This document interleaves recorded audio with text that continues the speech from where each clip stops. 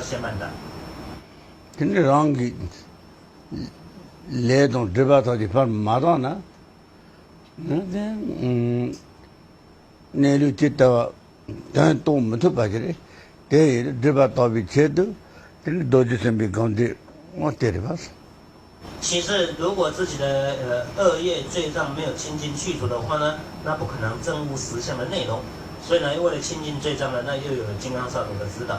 我在山头这，公鸡跟你的当你老百姓没别蛮久呢，当然个在伊拉嘛也嘛几百个呢，这来面那就的难，来的来面推些，我是马上没去打不下的嘞。之后呢，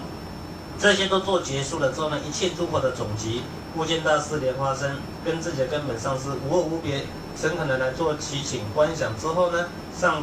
师的尊意跟我的内心完全相混合在一起，这样子来观想实修而做祈请。没错的，蒙啊烧山头的来面那就娘是来嘛，给把它上面蒙蒙都是。所以很多人心里面这样子想啊，50万遍全部都做完了之后呢，我的修法结束了，上师相应法再也不必实修了。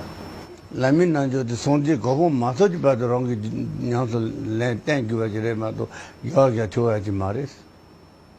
实际上，上师相应法呢，自己在没有成佛之前呢，应该当做日常的实修，不是说呢可以停止的。来面先老给的呢，先让就切到这种切把都，真多把前面先经我多把的，来面就先老让个就了六个人嘛都。严肃也嘛的。就上师的加持而言呢，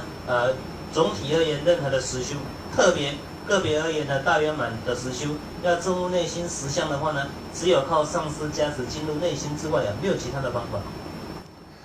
来面就先老的让个就了，满就那让个别下个是到别路个是这，上路个是东了哦，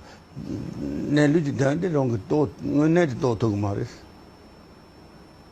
如果上师的内心加持没有进入我们的内心的话呢，自己呢书呢不管再怎么读，不管把这个大圆满教的书背的有多少，不管自己花脑袋怎么去思维它的内容，都不可能产生真正的证悟。来面先老是让个就了，修呢，那路就谈我去动着个的。